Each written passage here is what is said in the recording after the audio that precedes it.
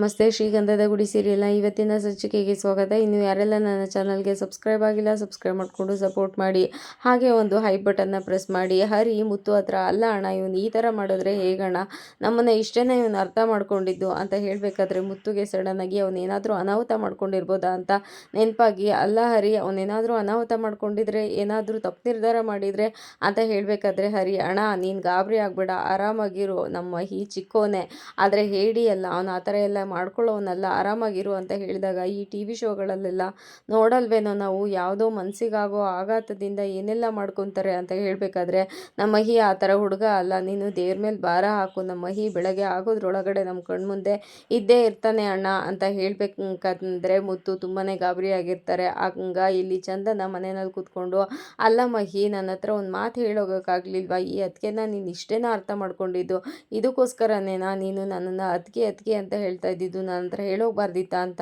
ಕೂತ್ಕೊಂಡು ಥಿಂಕ್ ಮಾಡ್ತಾ ಇರ್ತಾಳೆ. ಅಷ್ಟರೊಳಗಡೆ ಮಹಿ ಅವಳಿಗೆ ಹೇಳಿದ ಮಾತು ನೆನಪಾಗುತ್ತೆ. ಅದಕ್ಕೆ ನನಗೆ ಮನ್ಸಿಗೆ ಬೇಜಾರಾದರೆ ನಾನು ಮಂಜುನಾಥ ಸ್ವಾಮಿ ಟೆಂಪಲ್ಗೆ ಹೋಗಿ ಸಮಾಧಾನ ಮಾಡ್ಕೊತೀನಿ ಅಂತ ಹೇಳಿರ್ತಾನೆ. ಯಾವ ಮಂಜುನಾಥೇಶ್ವರ ಸ್ವಾಮಿ ಟೆಂಪಲ್ ಅಂತ ಕೇಳಿದ್ದಕ್ಕೆ, ಅದೇ ನಮ್ಮ ಕಾಲೇಜ್ ಹತ್ರ ಇದೆಯಲ್ಲ ಧರ್ಮಗಿರಿ ಟೆಂಪಲ್, ಅಲ್ಲಿಗೆ ಹೋಗಿ ಅದಕ್ಕೆ ಅಂತ ಹೇಳಿರ್ತಾನೆ. ಅದು ನೆನಪಾಗಿ, ಹಾಂ ಅಲ್ಲೇನಾದರೂ ಹೋಗಿರ್ಬೋದೇನೋ ಅಂತ ಫೋನ್ ತೊಗೊಂಡು ಹರಿಗೆ ಫೋನ್ ಮಾಡ್ತಾಳೆ.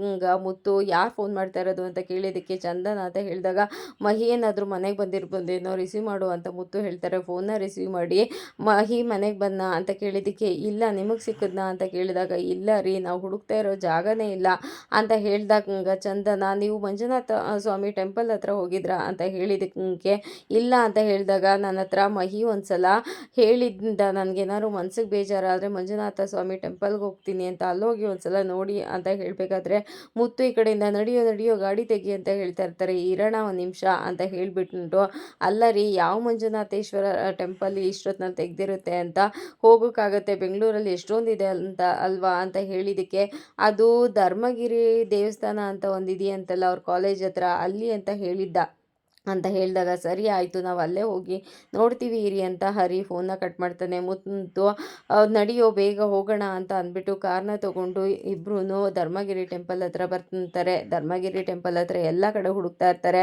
ಮಹಿ ಕಾಣಿಸೋದೇ ಇಲ್ಲ. ಏನಪ್ಪ ಆಯಿತು ಅಂತ ಹೇಳಬೇಕಾದ್ರೆ ಅಲ್ಲಿ ಮಂಜುನಾಥ ಸ್ವಾಮಿ ಮುಂದೆ ಬಂದು ನಿಂತ್ಕೊಂಡು, ಮುತ್ತು ದೇವರೇ ನನ್ನ ತಮ್ಮನ್ನ ಹುಡುಕೊಡಿ ಅಂತ ಕೇಳ್ಕೊಂತ ಈ ಕಡೆ ಹರಿ ಕಡೆ ತಿರುಗಿ, ನಮ್ಮ ಮಂಜುನಾಥ ಸ್ವಾಮಿ ದೇವರು ಸಿಕ್ಕಿದ್ದಾರೆ, ನಮ್ಮ ಮಹಿ ಸಿಗ್ತಾನೆ ಅಂತ ಹೇಳೋ ಅಷ್ಟರೊಳಗಡೆ ಹರಿ ಕಣ್ಣಿಗೆ ಮಹಿಯಲ್ಲಿ ಕೂತಿರೋದು ಕಾಣಿಸುತ್ತೆ. ಅಣ್ಣ ಅಲ್ಲಿ ನೋಡು ಅಂತ ಮಹಿನ ಮುತ್ತುಗೆ ತೋರಿಸ್ತಾರೆ. ಆಗ ಮುತ್ತುಗೆ ಜೀವ ಬಂದಂಗೆ ಆಗುತ್ತೆ. ಅಣ್ಣ ನೀನು ಸಮಾಧಾನ ಮಾಡ್ಕೊ ಅಂತ ಸಮಾಧಾನ ಮಾಡಿಬಿಟ್ಟು ಕೂತಿರೋ ಕಡೆಗೆ ಹರಿ ಬರ್ತಾನೆ. ಹಾಗೇನೆ ಮುತ್ತು ಕೂಡ ದೇವ್ರಿಗೆ ನಮಸ್ತೆನ ಮಾಡಿ ಅವರು ಕೂಡ ಈ ಕಡೆ ಬಂದು ನಿಂತ್ಕೊತಾರೆ. ಮಯೂರ ಒಬ್ಬನೇ ಕೂತಿರ್ತಾನೆ. ಅಲ್ಲಿಗೆ ಬಂದು ಹರಿ ಅವನ್ನ ಮುಟ್ಟಿದಾಗ ಅವನಿಗೆ ಬೆಚ್ಚದಂಗೆ ಆಗುತ್ತೆ. ಅವನ್ನ ನೋಡಿ ಶಾಕ್ ಆಗಿ, ಅಣ್ಣ ನೀನಿಲ್ಲಿ ಅಂತ ಹೇಳಿದ್ದಕ್ಕೆ, ಯಾಕೆ ನಾವು ಬರಬಾರ್ದಾ, ನಾವೂ ದೇವ್ರ ದರ್ಶನ ಮಾಡೋಣ ಅಂತ ಬಂದ್ವಿ, ಇವತ್ತು ಸೋಮವಾರ ಅಲ್ವಾ, ಮಂಜುನಾಥ ಸ್ವಾಮಿ ದೇವ್ರ ದರ್ಶನ ಮಾಡೋಣ ಅಂತ ನಾವು ಬಂದ್ವಿ ಅಂತ ಹೇಳಿದ್ದಕ್ಕೆ, ಅದು ಆಗಲ್ಲ ಅಣ್ಣ ಅಂತ ಹೇಳಿದಾಗ, ನೀನೇ ಹೇಳ್ತೀಯ ಹಾಗಾದರೆ ದೇವರು ಏನೇ ಕೇಳ್ಕೊಂಡ್ರು ಮಂಜುನಾಥ ಸ್ವಾಮಿ ಈಡೇರಿಸ್ತಾರೆ ತಾನೇ ಅಂತ ಹೇಳಿದ್ದಕ್ಕೆ, ಹಾಂ ಅಣ್ಣ ಅಂತ ಹೇಳ್ತಾರೆ. ಸರಿ ಆಯಿತು, ನಿನ್ನ ಫೋನ್ ಏನಾಗಿದೆ, ನಿನ್ನ ಫೋನ್ ಎಷ್ಟೇ ಮಾಡಿದ್ರು ಫೋನ್ ರಿಸೀವ್ ಮಾಡ್ತಾ ಇಲ್ವಲ್ಲ ಅಂತ ಹೇಳಿದ್ದಕ್ಕೆ, ಅದು ಅಣ್ಣ ಫೋನ್ ಸ್ವಿಚ್ ಆಫ್ ಆಗಿದೆ ಅನಿಸುತ್ತೆ ನೋಡಿಲ್ಲ ಅಂತ ಹೇಳಿದಾಗ, ಅದು ಹೇಗೋ ನೋಡಿಲ್ಲ, ಮನೆಗೂ ಬಂದಿಲ್ಲ, 4 ಗಂಟೆಗೆ ಮನೆಗೆ ಬರಬೇಕಾದವನು ಮನೆಗೂ ಬಂದಿಲ್ಲ, ಫೋನ್ ಬೇರೆ ಸ್ವಿಚ್ ಆಫ್ ಆಗಿದೆ, ನೀನು ಸರಿಯಾಗಿ ರೆಸ್ಪಾಂಡ್ ಮಾಡ್ತಾ ಇಲ್ಲ ಅಂದರೆ ನಮ್ಗೆ ಹೇಗೆ ಆಗಬೇಡ, ಎಲ್ಲೆಲ್ಲಿ ಹುಡುಕಿದ್ದೀವಿ ಗೊತ್ತಾ ನಿನ್ನನ್ನು, ಅಣ್ಣ ಒಂದು ಕಡೆ ನಾನೊಂದು ಕಡೆ ಇಬ್ಬರು ಸೇರಿ ಒಂದು ಕಡೆ ಗಲ್ಲಿ ಮೂಲೆಯಲ್ಲಿ ಹುಡುಕಿದ್ದೀವಿ ನಿನ್ನನ್ನು ಅಂತ ಹೇಳಿದಾಗ, ಮಯೂರ ಅಲ್ಲ ಅಣ್ಣ ನಾನು ಇಲ್ಲಿದ್ದೀನಿ ಅಂತ ನಿನ್ಗ್ಯಾರಣ್ಣ ಹೇಳಿದ್ದು ಅಂತ ಹೇಳಿದ್ದಕ್ಕೆ, ನಾನು ಡ್ರೈವರು ಕಣೋ, ಮೂಲೆ ನೋಡಿದ್ದೀನಿ ನಾನು ಬೆಂಗಳೂರಲ್ಲಿ, ನೀನು ಎಲ್ಲಿರ್ತೀಯ ಅಂತ ನನಗೆ ಗೊತ್ತಾಗಲ್ವಾ, ಯಾಕೋ ಮಯೂರ ಈ ಥರ ಮಾಡಿದೆ ಅಂತ ಹೇಳಿದ್ದಕ್ಕೆ, ಅದು ಆಗಲ್ಲ ಅಣ್ಣ, ಮನಸ್ಸಿಗೆ ಸ್ವಲ್ಪ ಬೇಜಾರಾಗಿತ್ತು, ಅದು ಮನಸ್ಸು ರಿಲ್ಯಾಕ್ಸೇಷನ್ಗೆ ಅಂತ ಬಂದೆ ಅಂತ ಹೇಳಿದ್ದಕ್ಕೆ, ಅಲ್ಲ ದೇವಸ್ಥಾನಕ್ಕೆ ಹೋಗಬೇಕು ಅಂತ ಅಂದಿದ್ದಿದ್ರೆ ನಾವು ನಿನ್ನ ಜೊತೆ ಬರ್ತಾ ಇರಲಿಲ್ವಾ, ಅಥವಾ ನಾವು ಈ ಥರ ಟೆನ್ಷನ್ ಮಾಡ್ಕೊಳ್ಳೋದು ತಪ್ತಾ ಇತ್ತು ತಾನೇ ಅಂತ ಹೇಳಿದಾಗ, ಅದು ಸಾರಿ ಅಣ್ಣ ಅಂತ ಹೇಳಿದೆಂಗ, ಅಲ್ಲ ಕಣೋ ಊರವರೆಲ್ಲ ನಮ್ಮ ಬಗ್ಗೆ ಎಷ್ಟೆಲ್ಲ ಕೆಟ್ಟದಾಗ ಮಾತಾಡಿದ್ರು ನಾವೆಲ್ಲರೂ ಒಗ್ಗಟ್ಟಾಗಿರ್ಲಿಲ್ವಾ, ಇವಾಗ ನೀನು ಮಾಡಿದ ಮಾತ್ರ ಸರಿನಾ ಅಂತ ಹೇಳ್ತಾನೆ. ಮಯೂರ ಅದು ಆಗಲ್ಲ ಅಣ್ಣ ಅಂತ ಹೇಳಬೇಕಾದ್ರೆ, ಮತ್ತು ಹೇಗೋ ಅಣ್ಣ ಬೆಳಗ್ಗೆಯಿಂದ ಎಷ್ಟು ಟೆನ್ಷನ್ ಮಾಡ್ಕೊಂಡಿದ್ದಾನೆ ಗೊತ್ತಾ, ಏನು ತಿಂದಿಲ್ಲ ಗೊತ್ತಾ ಅಂತ ಹೇಳಿದಾಗ, ನನಗೋಸ್ಕರ ಯಾಕಣ್ಣ ಟೆನ್ಷನ್ ಮಾಡ್ಕೋಬೇಕು ಅಂತ ಹೇಳಿದ್ದಕ್ಕೆ, ಹಾಗಾದರೆ ಹಾಗಾದರೆ ಏನೋ ನಿನ್ನ ಮಾತಿನ ಅರ್ಥ ಅಂತ ಹೇಳಿದಾಗ, ಅದು ಆಗಲ್ಲ ಅಣ್ಣ, ಅದು ಮನಸ್ಸಿಗೆ ಬೇಜಾರಾಗಿತ್ತಲ್ಲ, ಇಲ್ಲಿ ಸ್ವಲ್ಪ ಮನ್ಸಿಗೆ ರಿಲ್ಯಾಕ್ಸ್ ಆಗುತ್ತೆ ಅಂತ ಬಂದೆ ಅಂತ ಹೇಳಿದಕ್ಕೆ, ಅಲ್ಲಿ ನೋಡೋ ಅಣ್ಣನ್ನ ಎಷ್ಟು ಬೇಜಾರು ಮಾಡಿಕೊಂಡು ಹೇಗಾಗಿದ್ದಾನೆ ಅಂತ ಅಂತ ಹೇಳಿದಾಗ ಮಹಿಗೆ ಬೇಜಾರಾಗಿ ಮುತ್ತು ಮುಂದೆ ಬಂದು ನಿಂತ್ಕೊತಾನೆ. ಹಂಗ ಮುತ್ತು ಅವನ್ನ ನೋಡಿ ಯಾಕೋ ಹೀಗೆ ಮಾಡಿದೆ ಅಂತ ಸನ್ನೆನಲ್ಲಿ ಕೇಳಿದಾಗ ಮಹಿ ಮುತ್ತುನ ಹೋಗಿ ತಪ್ಕೊತಾನೆ. ಅದಕ್ಕೆ ಯಾಕೋ ಈ ಥರ ಎಲ್ಲ ಮಾಡಿಬಿಟ್ಟೆ ನೀನು, ಯಾಕೋ ನಮಗೆಲ್ಲ ಒಂದು ಮಾತು ಹೇಳಬೇಕು ಅಂತ ನಿನ್ಗೆ ಅನ್ನಿಸ್ಲೇ ಇಲ್ವಾ ಅಂತ ಕೇಳ್ತಾ ಇರ್ತಾರೆ.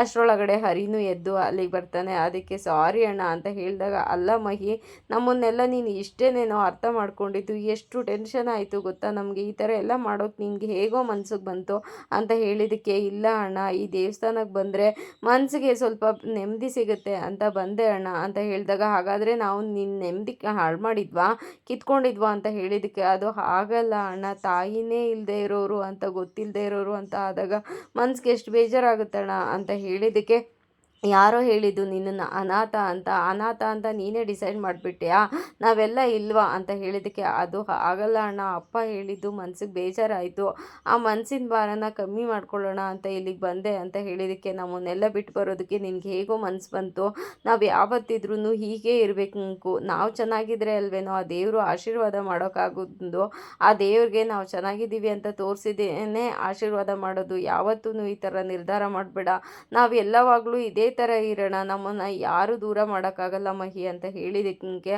ಅದು ಆಗಲ್ಲಣ್ಣ ಅಂತ ಹೇಳಕ್ಕೆ ಹೋಗ್ತಾ ಇರ್ತಾನೆ. ಅದಕ್ಕೆ ಹರಿ ತೆಗೆದು ತಲೆ ಮೇಲೆ ಹಾಕ್ತಿದ್ದು ನೋಡು, ಮತ್ತೆ ಅದನ್ನೇ ಮಾತಾಡ್ತೀಯ, ಯಾಕೋ ಈ ಥರ ಮಾಡಿದೆ, ಅಣ್ಣನ ನೋಡು, ಅಣ್ಣ ಎಷ್ಟು ಬೇಜಾರು ಮಾಡ್ಕೊಂಡಿದ್ದಾನೆ ಅಂತ ಹೇಳಿದ್ದಕ್ಕೆ, ಇಲ್ಲ ಅಣ್ಣ ಸಾರಿ ಅಣ್ಣ, ನಾನು ಯಾವತ್ತೂ ಬೇಜಾರು ಮಾಡಲ್ಲ ನಿನಗೆ ಅಂತ ಹೇಳಿದಾಗ, ಅಣ್ಣಂಗೆ ಬೇಜಾರು ಮಾಡಿದ್ರೆ ನೀನು ಖುಷಿನಾ ಅಂತ ಹೇಳಿದ್ದಕ್ಕೆ, ಇಲ್ಲ ಅಣ್ಣ ಆ ಥರ ಎಲ್ಲ ಏನೂ ಇಲ್ಲ, ನಾನು ಯಾವತ್ತೂ ನಿಮ್ಮನ್ನು ಬಿಟ್ಟು ಹೋಗೋದಿಲ್ಲ ಅಣ್ಣ, ನನಗೆ ತುಂಬ ನಿಮಗೆ ನೋವು ಕೊಟ್ಬಿಟ್ಟೆ, ಸಾರಿ ಅಣ್ಣ ಅಂತ ಹೇಳಿದಾಗ, ಆ ಥರ ಎಲ್ಲ ಬೇಜಾರು ಮಾಡ್ಕೋಬೇಡ, ನೀನು ನಮಗೆ ಸಿಕ್ಕಿದೆಯಲ್ಲ ಅಷ್ಟು ಸಾಕು ನಮಗೆ ಅಂತ ಖುಷಿಯಿಂದ 3 ಜನ ತಪ್ಕೊತಾರೆ. ಈ ಚಂದನ ಗಾಬರಿ ಮಾಡಿಕೊಂಡು ಅಯ್ಯೋ ಮಹಿ ಸಿಕ್ಕಿದ್ನೋ ಇಲ್ವೋ ಅಂತ ಹರಿಗೆ ಫೋನ್ ಮಾಡ್ತಾರೆ. ಹರಿ ಚಂದನ ಫೋನ್ ಮಾಡ್ತಾ ಇದ್ದಾರೆ ಇರಿ ಅಂತ ಹೇಳಿಬಿಟ್ಟು ಫೋನ್ನ ರಿಸೀವ್ ಮಾಡಿದಾಗ, ಚಂದನ ಮಹಿ ಸಿಕ್ಕಿದ್ನಾ ಅಂತ ಹೇಳಿದಕ್ಕೆ, ಈ ಹರಿ ಫೀಲ್ಡ್ಗೆ ಇಳಿದ್ಮೇಲೆ ಗೆಲ್ಲೋದೇನೆ ಅಲ್ವಾ ಅಂತ ಹೇಳಿದ್ದಕ್ಕೆ, ನಿಮ್ಮ ಮಾತೆಲ್ಲ ನಿಮ್ಮ ಬಿಲ್ಡಪ್ ಎಲ್ಲ ಸಾಕು, ಈಗ ಮಹಿ ಸಿಕ್ಕಿದ್ನ ಹೇಳಿ ಅಂತ ಹೇಳಿದ್ದಕ್ಕೆ, ಹಾಂ ಇಲ್ಲೇ ಪಕ್ಕದಲ್ಲಿದ್ದಾನೆ ಅಂತ ಹೇಳಿದಾಗ ಚಂದನಗೂ ತುಂಬಾ ಖುಷಿ ಆಗುತ್ತೆ. ಅಲ್ಲ ರೀ, ನೀವು ಅಷ್ಟು ದೂರದಲ್ಲಿರೋರು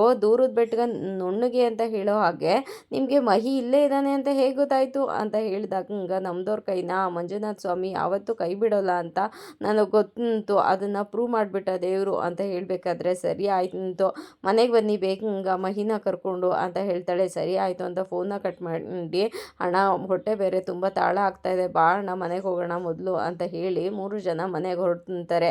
ಇಲ್ಲಿ ಚಂದನಗೆ ಖುಷಿಯಾಗಿ ನಟರಾಜ್ ಅವ್ರ ಮುಂದೆ ಬಂದು ನಿಂತ್ಕೊಂಡು, ಅಂಕಲ್ ಅಂಕಲ್ ಅಂತ ಹೇಳಿದ್ದಕ್ಕೆ, what is this non sense, ನಿದ್ರೆಗೆ ಭಂಗ ಮಾಡ್ತಾ ಇರೋರು ಅಂತ ಹೇಳಿದಾಗ, ನಾನು ಅಂಕಲ್ ಅಂತ ಹೇಳಿದ್ದಕ್ಕೆ, ಏನು ಅಂತ ಕೇಳಿದಾಗ, ಮಹಿ ಸಿಕ್ಕಿದ್ನಂತೆ ಅಂತ ಹೇಳಿದ್ದಕ್ಕೆ, ಓ ಸಿಕ್ಕಿದ್ನಾ ಅಂತ ಹೇಳಿದಾಗ, ಅದು ಅಂಕಲ್ ಅವನ ಮನಸ್ಸಿಗೆ ಎಷ್ಟು ಬೇಜಾರಾಗಿದೆಯೋ ಏನೋ, ಅವನಿಗೆ ನಿಜ ಗೊತ್ತಾಗದೇ ಇದ್ದಿದ್ರೇ ಒಳ್ಳೇದಾಗ್ತಾ ಇತ್ತು ಅಂತ ಹೇಳಿದ್ದಕ್ಕೆ, ಇವಾಗಕ್ಕೆ ಎಲ್ಲರೂ ನನ್ನ ಮೇಲೆ ತಂದು ಹಾಕ್ತಾ ಇದ್ದೀರಾ, ನಿನ್ನ ಗಂಡನ ಥರ ನಾನು ಸುಳ್ಳು ಹೇಳಬೇಕಿತ್ತಾ, ಒಂದಲ್ಲ ಒಂದಿನ ಸತ್ಯ ಗೊತ್ತಾಗಲೇಬೇಕಿತ್ತು ತಾನೇ, ಅದು ಇವತ್ತು ಗೊತ್ತಾಗಿದೆ, ಒಳ್ಳೇದೇ ಆಯಿತು ತಾನೇ, ಅದನ್ನು ನನ್ನ ಮೇಲೆ ಯಾಕೆ ತಂದು ಗುಬೆ ಕೂರಿಸ್ತಾ ಇದ್ದೀರಾ ನೀವು ಹೇಳಿದಾಗ, ಚಂದನ ಅಯ್ಯೋ ಇವ್ರ ಹತ್ರ ಏನು ಹೇಳಿದ್ರು ವೇಸ್ಟೇ ಅಂತ ಅಂದ್ಕೊಂಡು ಕಂಟಿ ಮತ್ತು ಚಂದನ ಇಬ್ಬರೂ ಅವ್ರು ಬರೋ ದಾರಿನೇ ಕಾಯ್ತಾ ಇರ್ತಾರೆ. ಅಷ್ಟರೊಳಗಡೆ ಇಲ್ಲಿ ನಟರಾಜ್ ಅವರು ಗೊರಕೆ ಹೊಡಿತಾ ಇರ್ತಾರೆ. ಅದನ್ನು ಕೇಳಿಸ್ಕೊಂಡು ಕಂಟಿಗೆ ಕೋಪ ಬಂದು, ಇವಯ್ಯನ ಕೊಂದು ಬಿಡ್ತೀನಿ ಇವಾಗ, ಇವಯ್ಯ ಇವನ ಅಪ್ಪ ಮಕ್ಕಳುಗಳು ಯಾರಾದರೂ ತಪ್ಪು ಮಾಡೋದಂದರೆ ತಿದ್ದಿ ಬುದ್ಧಿ ಹೇಳಿ ಒಂದು ಮಾಡ್ತಾರೆ, ಅಂಥದ್ರಲ್ಲಿ ಇವನು ದೂರ ಮಾಡೋದಕ್ಕೆ ನಿಂತಿದ್ದಾನೆ, ನಮ್ಮ ಮಧ್ಯದಲ್ಲಿ ಬತ್ತಿ ಇಟ್ಟಿದ್ದಾನೆ ಅಂತ ಕೋಪ ಮಾಡ್ಕೊಂಡು ಹೋಗ್ತಾರೆ. ಆಗ ಚಂದನ,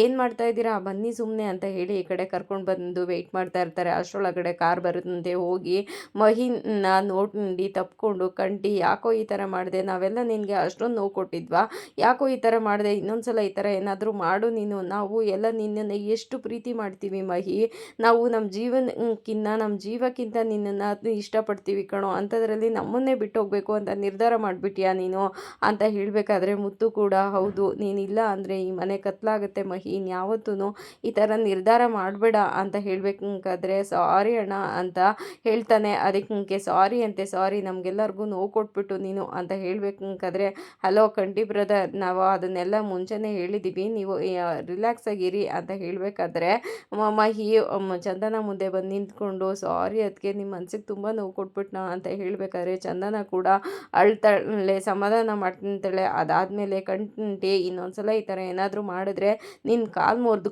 ಕೂರಿಸ್ಬಿಡ್ತೀನಿ ಅಂತ ಹೇಳಿದ್ದಕ್ಕೆ ಹಲೋ ಕಂಟಿ ಬ್ರದರ್, ಅದನ್ನೆಲ್ಲ ನಾನು ಆಲ್ರೆಡಿ ಹೇಳಿದ್ದೀನಿ, ನಾನು ಆಲ್ರೆಡಿ ಫಿಕ್ಸ್ ಆಗಿದ್ದೀನಿ ಅವ್ನ ಕಾಲು ಮುರಿಯೋದಕ್ಕೆ ಅಂತ ಹೇಳಿದಾಗ ಮಹಿ ಹಾಗಾದರೆ ನೀವಿಬ್ರೂ ಸೇರಿಕೊಂಡು ನನ್ನ ಕಾಲು ಮುರಿದ್ಬಿಡ್ತೀರಾ ಅಂತ ಹೇಳಿದಾಗ ನಾವ್ಯಾಕೋ ನಿನ್ನ ಕಾಲು ಮುರಿಯೋಣ ಅಂತ ಹೇಳಿಬಿಟ್ಟು ಸಮಾಧಾನನ ಮಾಡ್ತಾರೆ. ಆಗ ಹರಿ ಚಂದನ ಹತ್ರ ಬಂದು ನಿಂತ್ಕೊಂಡು ನೋಡ್ರಿ ನಮ್ಮ ಕಂಟಿ ಬ್ರದರ್ ಯಾವ ಥರ ಎಮೋಷ್ನಲಿ ಮಾತಾಡ್ತಾ ಇದ್ದಾರೆ, ಇಷ್ಟೆಲ್ಲ ಸೀನ್ ಇಲ್ಲ ಅವ್ರಿಗೆ ಅಂತ ಹೇಳಿದ್ದಕ್ಕೆ ನೀವು ಸ್ವಲ್ಪ ಸುಮ್ಮನೆ ಇರ್ತೀರಾ ಅಂತ ಹೇಳ್ದಾಗ ಹಲೋ ಕಂಟಿ ಬ್ರದರ್, ನೀವು ಮೇಲ್ಗಡೆ ತೆಂಗಿನಕಾಯಿ ಚಿಪ್ ಥರ ಗಟ್ಟಿಯಾಗಿದ್ರು ಒಳಗಡೆ ಮನಸ್ಸು ಮೃದು ಅಂತ ಈಗ ಪ್ರೂವ್ ಮಾಡಿಬಿಡ್ರಿ ಅಂತ ಹೇಳಿದಾಗ ಚಂದನ ನಿಮಗೆ ಅದು ಇವಾಗ ಗೊತ್ತಾಯ್ತಾ, ನನಗೆ ಯಾವಾಗಲೂ ಗೊತ್ತಾಯಿತು ಅಂತ ಹೇಳಿದಾಗ ನನ್ನನ್ನು ಅದಕ್ಕೆ ಅರ್ಥ ಮಾಡ್ಕೊಂಡಿರುವಷ್ಟು ನೀನು ಅರ್ಥ ಮಾಡ್ಕೊಂಡಿಲ್ವಲ್ಲೋ ಅಂತ ಕಂಟಿ ಹೇಳ್ತಾನೆ. ಅದಕ್ಕೆ ಹಾಂ ಸರಿ ಸರಿ ಆಯಿತು ಅಂತ ಹೇಳಬೇಕಾದ್ರೆ ನಟರಾಜ್ ಅವರು ಇಲ್ಲಿ ಒಂದು ಸಾಂಗ್ನ ಪ್ಲೇ ಮಾಡ್ತಾರೆ. ಅದನ್ನು ಕೇಳಿಸ್ಕೊಂಡು ತುಂಬಾ ಕೋಪ ಮಾಡಿಕೊಂಡು ಅಲ್ಲ ಇವಾಗ ಡ್ಯಾನ್ಸ್ ಮಾಡೋ ಅಂಥ ಪ್ರೋಗ್ರಾಮಲ್ಲಿ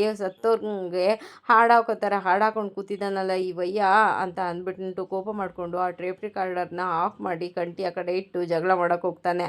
ಅದಕ್ಕೆ ಮುತ್ತು ಸುಮ್ಮನೆ ಇರೋ, ಏನೋ ಮಾಡ್ತಾ ಇದೀಯಾ ನೀನು ಅಂತ ಹೇಳ್ದಾಗ ಇಲ್ಲ ಅಣ್ಣ ಈ ವಯ್ಯನ ಸೊಂಟ ಮುರಿದಾಕಬೇಕು ನಾನು ಅಂತ ಹೇಳಿದ್ದಕ್ಕೆ ನನ್ನ ಮಗನ ಸೊಂಟ ಮುಗಿದ್ರೆ ನನಗೆ ಹೇಗೆ ಅಂತ ನನಗೆ ಗೊತ್ತಿದೆ ಅಂತ ಹೇಳಿದ್ದಕ್ಕೆ ಮೊದಲು ಈ ವಯ್ಯನ ಮನೆಯಿಂದ ಆಚೆಗೆ ಹಾಕ್ಬೇಕಣ್ಣ, ಆವಾಗಲೇ ನಮಗೆ ಸಮಾಧಾನ ಆಗೋದು ಅಂತ ಹೇಳಿದಾಗ ಚಂದನ ಅವ್ರ ಬುದ್ಧಿ ನಿಮಗೆ ಗೊತ್ತು ತಾನೆ, ಮತ್ತೆ ಯಾಕೆ ನೀವು ಆ ಥರ ರಿಯಾಕ್ಟ್ ಮಾಡ್ತಾ ಇದ್ದೀರಾ, ನೀವು ಆರಾಮಾಗಿರಿ ಅಂತ ಹೇಳಿದಾಗ ನಾನು ಅದನ್ನೇ ಅಮ್ಮ ಹೇಳೋದು, ಅವ್ರ ಸ್ವಭಾವ ಗೊತ್ತಿದ್ದು ಇವನು ಯಾಕೆ ಈ ಥರ ಮಾತಾಡ್ತಾನೆ ಅನ್ನೋದೇ ಅರ್ಥ ಆಗೋದಿಲ್ಲ, ನೀನು ಸ್ವಲ್ಪ ಸುಮ್ಮನೆ ಇರೋ ಹೇಳ್ಬಿಟ್ಟು ಮಹಿಗೆ ಮುತ್ತು ಹೋಗಿ ಡ್ರೆಸ್ ಚೇಂಜ್ ಮಾಡೋಂಗು ಮಹಿ ಫ್ರೆಶ್ ಅಪ್ ಆಗ್ಬಾ, ನಾನು ಅಡುಗೆಗೆ ರೆಡಿ ಮಾಡಿಬಿಡ್ತೀನಿ, ಊಟ ಮಾಡೋಣ, ಹೊಟ್ಟೆ ತಾಳ ಆಗ್ತಾ ಇದೆ ಅಂತ ಹೇಳಿದ್ದಕ್ಕೆ ಅಯ್ಯೋ ಅಣ್ಣ ಇವಾಗ ಹೋಗಿ ಅಡುಗೆ ಮಾಡೋದ ಅದೆಲ್ಲ ಏನು ಬೇಡ ಅಣ್ಣ ಅಂತ ಹೇಳಿದ್ದಕ್ಕೆ ಹಾಗಾದರೆ ಉಪವಾಸ ಮಲಗ್ತೇನೋ ಅಂತ ಮುತ್ತು ಹೇಳ್ತಾರೆ. ಅದಕ್ಕೆ ಹರಿ ಹಾಗಂತ ಎಲ್ಲಿ ಹೇಳಿದೆ ಅಣ್ಣ, ಹೊರಗಡೆಯಿಂದ ಆರ್ಡರ್ ಮಾಡೋಣ ಅಂತ ಹೇಳಿದೆ ಅಂತ ಹೇಳಿದ್ದಕ್ಕೆ ಹೊರಗಡೆ ಊಟನ ಬೇಡ ಅಂತ ಹೇಳಿದಾಗ ಒಂದಿನಕ್ಕೆ ಏನೂ ಆಗಲ್ಲ ಅಣ್ಣ, ನಾನು ಬಿರಿಯಾನಿ ಆರ್ಡರ್ ಮಾಡ್ತೀನಿ ಅಂತ ಕಂಟಿ ಹೇಳ್ತಾನೆ. ಅದಕ್ಕೆ ಹಲೋ ಕಂಟಿ ಬ್ರದರ್, ನೀವು ಒಬ್ರಿಗೆ ಬಿರಿಯಾನಿ ಆರ್ಡರ್ ಮಾಡ್ಕೊಬಿಟ್ರೆ ನಾವೆಲ್ಲ ಏನು ಮಾಡಬೇಕು ಅಂತ ಹೇಳಿದ್ದಕ್ಕೆ ಕಂಟಿ